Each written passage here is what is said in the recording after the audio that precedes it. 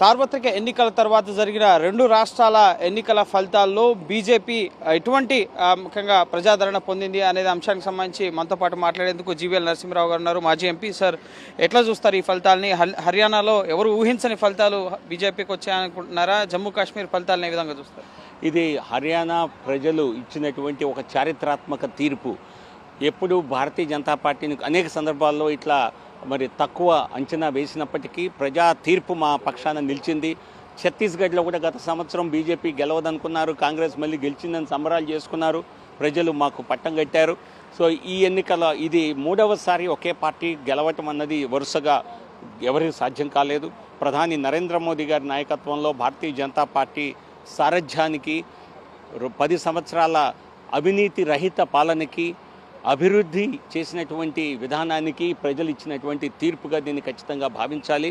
అలాగే ఏదైతే కాంగ్రెస్ పార్టీ తాము గెలుస్తామని చెప్పి బై డిఫాల్ట్ గెలుస్తామని చెప్పి భావించిందో, తప్పుడు విశ్వాసం కలిగి ఉందో, దానికి ప్రజలు మళ్ళీ మాకు కాంగ్రెస్ పార్టీ హర్యానాలో వద్దు అని చెప్పి ఒక సంకేతం స్పష్టంగా ఇచ్చారు. మీరు అన్నట్టుగా లోక్సభ ఎన్నికల తర్వాత జరిగిన ఈ ఎన్నికల్లో భారతీయ జనతా పార్టీ పార్లమెంట్లో సాధించిన దానికంటే అధిక విజయాన్ని ఈ ఎన్నికల్లో సాధించడం అన్నది ప్రజలకు భారతీయ జనతా పార్టీ పట్ల ఉన్న విశ్వాసాన్ని మరొకసారి తెలియజేస్తుంది. అంటే ఒక గట్టి ప్రచారం జరిగింది సార్. నవజవాన్, కిసాన్, పైల్వాన్ అన్న ఒక ప్రచారం జనాల్లోకి వెళ్ళింది. నిరుద్యోగం, యాంటీ ఇన్కంబెన్సీ. సో ఖచ్చితంగా కాంగ్రెస్ అధికారంలోకి వస్తుంది. 10 ఏళ్ల తర్వాత రాహుల్ గాంధీ ఎల్ఓపీ అయిన తర్వాత ముమ్మరంగా అక్కడ ప్రచారాలు చేశారు. సో ఇవేవి అక్కడ కాంగ్రెస్ కలిసి బీజేపీకి ఏ అంశాలు కలిసి వచ్చాయి అనుకుంటున్నారు? ముఖ్యంగా భారతీయ జనతా పార్టీకి ఉన్నటువంటి విశ్వసనీయత, ప్రధాని నరేంద్ర మోదీ గారి నాయకత్వం, రాష్ట్రంలో కేంద్ర ప్రభుత్వ సహకారంతో జరిగినటువంటి 10 సంవత్సరాల అభివృద్ధి. హర్యానా అంటే అంతకుముందు కాంగ్రెస్, ఐఎన్ఎల్డి పార్టీలు అధికారంలో ఉన్నప్పుడు విపరీతమైనటువంటి అవినీతి ఉండేది. ఉద్యోగాల భర్తీలో దారుణంగా, అలాగే కాంట్రాక్టుల విషయంలో కానీ ప్రతి విషయంలో అవినీతి అన్నది తాండవించేది. అటువంటి రాష్ట్రంలో 10 సంవత్సరాలు అవినీతి రహిత పాలన ఇచ్చాం. అదొక గొప్ప విజయానికి కారణం. అలాగే అభివృద్ధి, అన్ని సర్వతోముఖాభివృద్ధికి జరిగింది గత 10 సంవత్సరాల్లో. అన్ని వర్గాలకి జాతిగత రాజకీయాలు, కుల రాజకీయాలు భారతీయ జనతా పార్టీ చేయలేదు. కాంగ్రెస్ పార్టీ దాన్నే నమ్ముకొని ఒక రకంగా చెప్పాలంటే మునిగిపోయింది. అబద్ధాల ప్రచారం చేసి ప్రజల్ని మభ్యపెట్టి బీజేపీకి వ్యతిరేకంగా చేయొచ్చు అని చెప్పి కాంగ్రెస్ భావించింది. కాకపోతే అది సాధ్యం కాలేదు. 6 నెలలకు ముందు కట్టర్ని మార్చి సైనిని తీసుకొచ్చారు, OBC community. So OBC, Yadavs, అలాగే గుజ్జర్లు, ఈ కమ్యూనిటీస్ అన్నీ కూడా బీజేపీకి, ముఖ్యంగా దళితులు, సో వీరంతా కూడా బీజేపీకి వెంటనే ఉన్నారా ఈ ఎలక్షన్స్లో? ఎందుకంటే గత ఎలక్షన్స్లో సార్వత్రిక ఎన్నికల్లో రిజర్వేషన్ల రద్దు ఇవంతా కొంత బీజేపీకి నెగిటివ్ అయింది. సో ఇప్పుడు ముఖ్యమంత్రిని మార్చడం కానీ ఆ కమ్యూనిటీ నుంచి మీకు లబ్ధి చేకూరింది అనుకుంటున్నారా? అన్ని వర్గాలు సమర్థిస్తేనే రాజకీయంగా లబ్ధి సాధ్యమవుతుంది, రాజకీయంగా గెలుపు సాధ్యమవుతుంది. మా ఓట్ల శాతం గత ఎన్నికలతో పోలిస్తే 10% పెరిగింది. అండ్ అన్ని వర్గాలు సమర్థిస్తేనే విజయం సాధ్యమవుతుంది తప్పితే కొన్ని వర్గాలకు పరిమితమైతే కాదు. ఖచ్చితంగా ముఖ్యమంత్రి మార్పు అన్నది కేంద్ర నాయకత్వం ఎవరిని ఏ స్థాయిలో ఎక్కడ ఉపయోగించుకోవాలి, ఏ నాయకుడిని ఏ విధంగా ఉపయోగించాలన్న నిర్ణయం కేంద్ర పార్టీ చేస్తుంది భారతీయ జనతా పార్టీలో. దానికి అనుగుణంగా మార్పు జరిగింది తప్పితే మరొక విషయం కాదు. ప్రజలు 10 సంవత్సరాల భారతీయ జనతా పార్టీ పాలనకి ఇచ్చినటువంటి విజయంగా దీన్ని భావిస్తాం తప్పితే కేవలం 4 నెలలు 6 నెలలకు సంబంధించిన విజయం కాదు. సార్, ఇంకొకటి జమ్మూ కాశ్మీర్ విషయానికి వస్తే 10 ఏళ్ల తర్వాత జరిగిన అసెంబ్లీ ఎన్నికలు. సో బీజేపీ ఆర్టికల్ 370 రద్దు తర్వాత అనేక డెవలప్మెంటల్ యాక్టివిటీస్ కానీ, ప్రాజెక్ట్స్ కానీ, ఎకానమీని రివైవ్ చేయడం, టూరిజంని, సో ఇట్లా చాలా కార్యక్రమాలు చేసింది. కానీ ఎందుకు అనుకున్నంతగా జమ్మూ రీజన్లో సాధించిన స్థానాలు కాశ్మీర్ రీజన్లో సాధించలేదు? చూడండి, దానికి అనేక హిస్టారిక్ కారణాలు ఉంటాయి. కానీ అసలు జమ్మూ కాశ్మీర్లో ఎన్నికలు సాధ్యమవ్వవు అని చెప్పి ప్రచారం చేసినటువంటి పార్టీలు, ఆర్టికల్ 370 రద్దు సాధ్యం కాదు అని చెప్పినటువంటి వారు ఆ పార్టీలు, ఆర్టికల్ 370 రద్దు తర్వాత దీన్ని ప్రజలు యాక్సెప్ట్ చేయరు, దీనిపైన వ్యతిరేకత వస్తుంది, ప్రజల్లో వ్యతిరేకత వస్తుందని చెప్పిన పార్టీలు అన్నిటినీ కూడా ఫెయిల్ చేస్తూ ప్రజలు పెద్ద సంఖ్యలో పాల్గొన్నారు. మొదటిగా ఇది నరేంద్ర మోదీ గారి ఎన్నికలు జరగటం, 64% ప్రజలు దీనిలో ఓట్ చేయటం అన్నది ఖచ్చితంగా ఇది కేంద్ర ప్రభుత్వ విజయం నంబర్ 1గా. ఎందుకంటే ప్రపంచం అంతా కూడా జమ్మూ కాశ్మీర్ ఎన్నికల వైపు నిశ్చితంగా గమనిస్తుంది.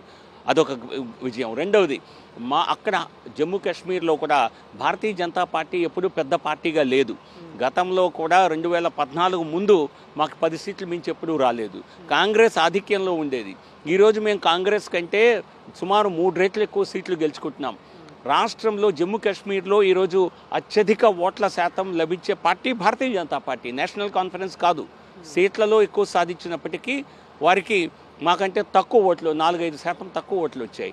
సో కాబట్టి ఇది ఖచ్చితంగా ప్రజాస్వామ్య విజయం, నరేంద్ర మోదీ గారి ప్రభుత్వ విజయం.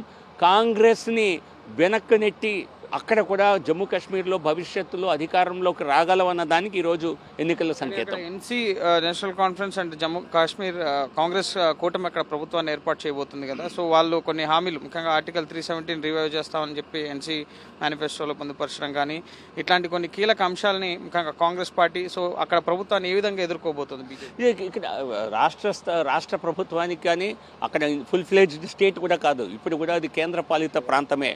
సో ఒక అసెంబ్లీకి ఆ స్థాయి నిర్ణయాలు చేసే అధికారం లేదు. ఫస్ట్ ఆఫ్ ఆల్ మేము కాంగ్రెస్ పార్టీని ఎన్నికల ప్రచార సందర్భంలో కూడా ప్రశ్నించాం. ఈరోజు మరొకసారి అడుగుతున్నాం, మీరు ఆ ప్రభుత్వంలో భాగస్వామి అయితే ఆ ప్రభుత్వం మీ సహకారంతో ఏర్పాటు అవుతున్న సందర్భంలో మరి ఆ పార్టీని, నేషనల్ కాన్ఫరెన్స్ని ఈ వ్యాఖ్యల్ని వెనక్కు తీసుకోవాలి అని చెప్పి మీరు కోరనున్నారా లేదా?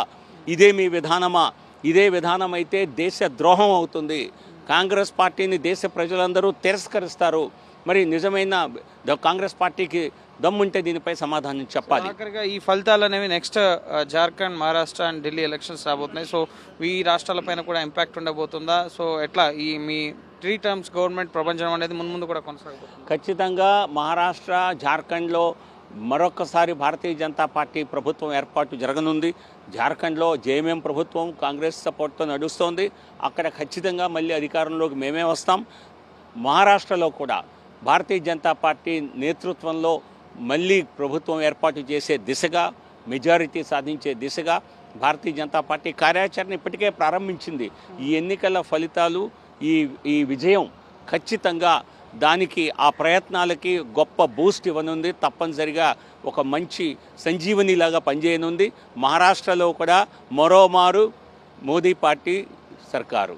Right, thank you sir. ఇది ముఖ్యంగా జమ్మూ కాశ్మీర్ అలాగే హర్యానా ఎన్నికలకు సంబంధించి, ఫలితాలకు సంబంధించి ఇటు ఈ 2 రాష్ట్రాల్లో కూడా బీజేపీ బలపడింది, ఓట్ షేర్ని పెంచుకుంది.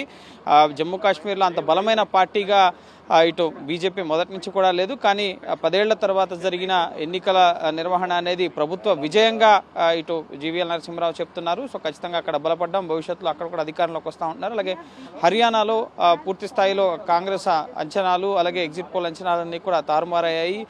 కులాలని, ముఖ్యంగా వర్గాలని నమ్ముకోలేదు, అభివృద్ధిని అలాగే అవినీతి రహిత పాలనను బీజేపీ నమ్ముకుంది. అందులో భాగంగానే ప్రజలంతా కూడా బీజేపీకి పట్టం కట్టారు. సో ఖచ్చితంగా రానున్న ఎలక్షన్స్లో జార్ఖండ్, మహారాష్ట్ర, ఢిల్లీ ఎలక్షన్స్ పైన కూడా ఈ హర్యానా, జమ్మూ కాశ్మీర్ ఎన్నికల ఫలితాల ప్రభావం ఉంటుంది. ఖచ్చితంగా ఈ ముఖ్యంగా 3 టర్మ్ల విజయ ప్రభంజనాన్ని భవిష్యత్తులో కూడా కొనసాగిస్తామని చెప్పి జీవీఎల్ నరసింహరావు చెప్తున్నారు. కమర్షన్ భరత్, గోపికృష్ణ, 10 టీవీ, న్యూఢిల్లీ.